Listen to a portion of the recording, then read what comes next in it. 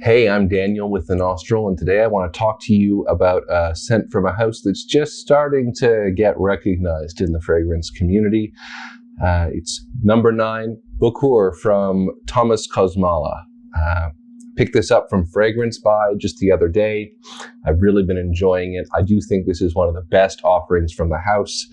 So if you want to know a little bit more about the note breakdown, the situations where I think this is going to be appropriate to wear, a little bit about the pricing and the availability, and just generally my thoughts about the scent, stay tuned because we're going to talk about it today.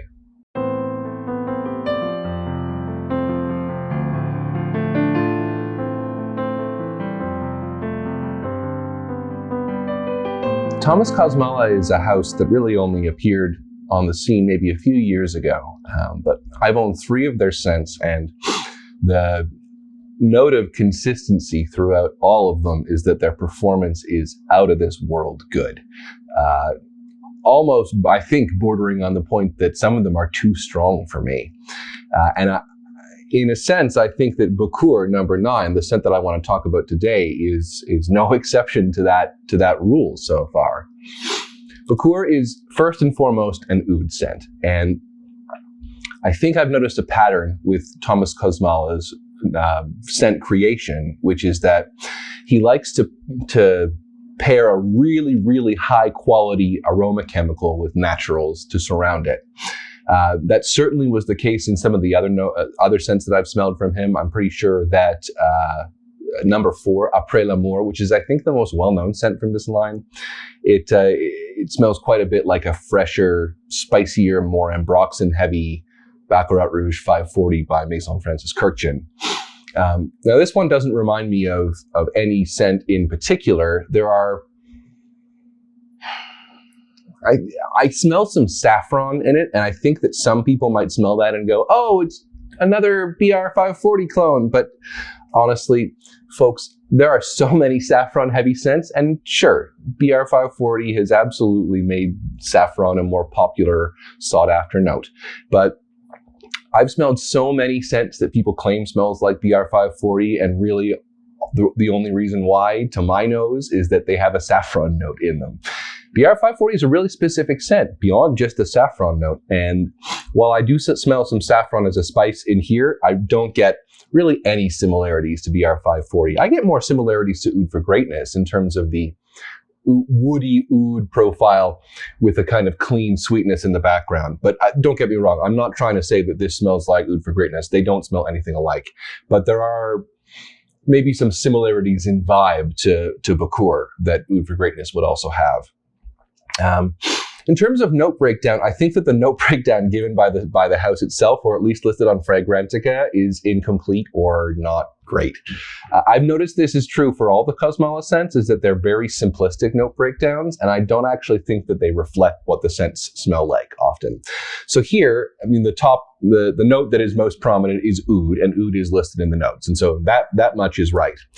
But then, really, on top of that, there's smoke. There's more woody notes, there's musk, and that's about it. So it's a pretty simplistic note breakdown, and there's more going on here than that for sure. This has a spice profile. I mean, I mentioned saffron already, but I also get, this in terms of, the note breakdown says smoke, but this is an incensey smoke for sure. I think I'm getting frankincense from here, but it's not listed in the notes. And the smoky note here, it is smoky for sure, but the smoky note plays with the oud note really well to create, I think, the impression of Bakur, which is wood chips soaked in spices and other substances to make them very aromatic. That's a thing that you can buy, especially if you're traveling in parts of the world where that exists, typically in the Middle East. And this is definitely trying to riff on Bakur, the traditional wood soaked in olfactory substances. So there's a spice profile here that isn't included in the notes. But again, those spices and the incensey smoke really plays well with the oud that's in this. Now, I don't know for sure whether there's real oud in this or not. My guess is that it is a very, very, very high quality synthetic oud aroma chemical that is capturing quite a few of the really great appreciable nuances of oud. This is a slightly barnyardy oud, but not in a way that I think most people are going to find offensive, especially when this is wafting in the air. I've noticed that people really like this smell. So it sounds totally contradictory, but I kind of think that this is a clean barnyardy oud, if that makes any sense at all. It's barnyardy in the sense that it has a slight bit of that kind of slightly horse pasture, manure-esque vibe to it, but it's supported and surrounded by such cleanliness that it doesn't feel offensive at all. It definitely feels on the animalic side, or that it's gesturing towards an animalic feeling, but it's not really off-putting in a way that some animalic scents can be to some people. And don't get me wrong, I really like my animalic scents, and so in some ways, I think this is maybe slightly more tame than I like. But that's made up for, let me tell you, in terms of the performance, the projection and sillage and longevity of this scent is off the charts. And this has been true for Après l'Amour number 4 from Thomas Kosmala, as well as, I forget what number it is, Tonic Vert, also from the same house. That's a freshie, vetiver forward freshie that also just lasts forever. This one is probably tied with Après l'Amour in terms of its insane longevity and projection. Don't go more than 2 sprays on this. You are going to, even in the winter, you're going to choke out the room that you're in. And it gets cleaner as it dries down. And in a way, I may be slightly disappointed with the way this smells on the dry down. Now, the top and mid notes last a while, so I have no complaints about that, because that's the best part of this scent. That slightly animalic, incensey, spicy oud note, propped up by a bit of musk and other woody notes. It's really nice. But the oud and that spiciness of the smoke kind of disappears after maybe at the 2-hour mark. It starts fading away, and by hour 3, this smells much more like clean woods than it did when the scent was first sprayed. And I'm not trying to, this doesn't smell like Aroma 2020 or something like that. It's not synthetic fuzziness. It does still smell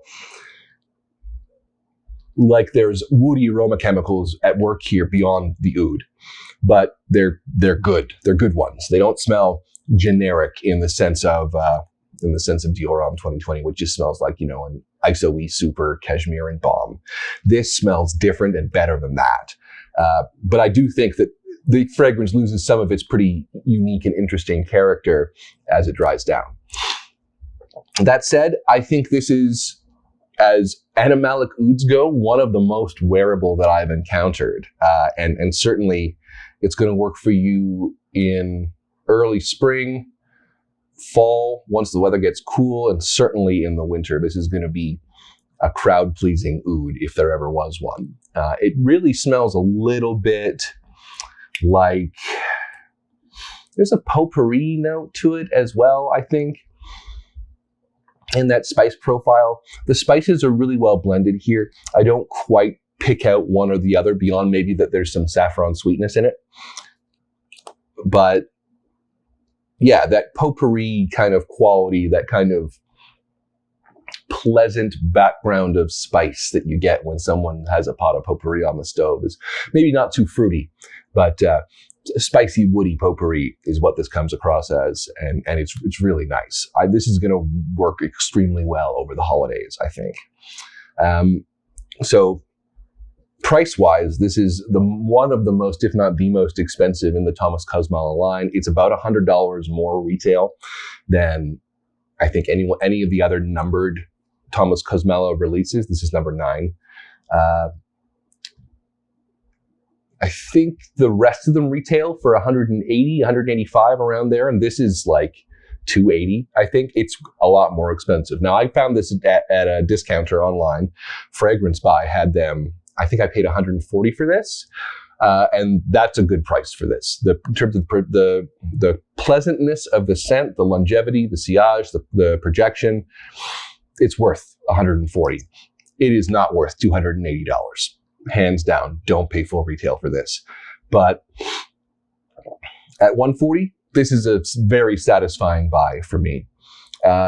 That said, I do kind of wish that it was at the same price as the other ones in the line. And I think Fragrance Buy at the same time had all the other ones on sale for $95.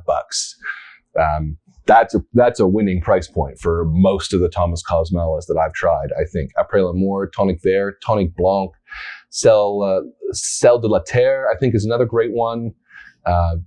There's some winners in the line. This is certainly one of them, although I think you'll pay a little bit more for it. Yeah, this is in general a winner. I'm going to spray a little bit because the sprayer, all of the Thomas Kosmala sprayers are the same, and they're curious sprayers. They're pressurized, and so you really can control your spray. But the mist is so fine and so diffused that it almost doesn't feel like you're getting anything on your hand. I wonder if you can see this. Don't get me wrong, it's a really good sprayer. It's a really fine mist. And I feel like sometimes more of it goes into the air than on my hand. Then again, these are so strong. Maybe that's done on purpose because honestly, if I was dousing myself in this, I would be intolerable to everyone within a mile of me, including myself. It's so strong. And the same goes for Après l'Amour, Thomas Kosmala number 4. So if I have not answered some questions that you have about this scent and you want to ask, feel free to ask in the comments below.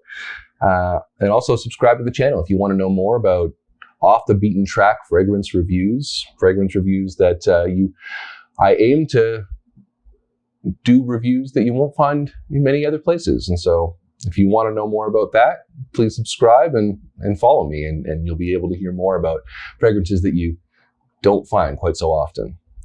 I do hope that if you sample this, that you enjoy it. It's definitely pleased those that I've let smell it so far. I think, of the 5 or 6 people that I've let sample it so far, they've all liked it. So it bodes well for mass appeal, even as it is a fairly adventurous scent. Yeah, Thomas Kosmala number 9, Bukhoor, a winner in my books. Please ask questions if you've got them. And if not, then stick around. I'll be making videos for the next few days. Enjoy, and I will talk to you soon.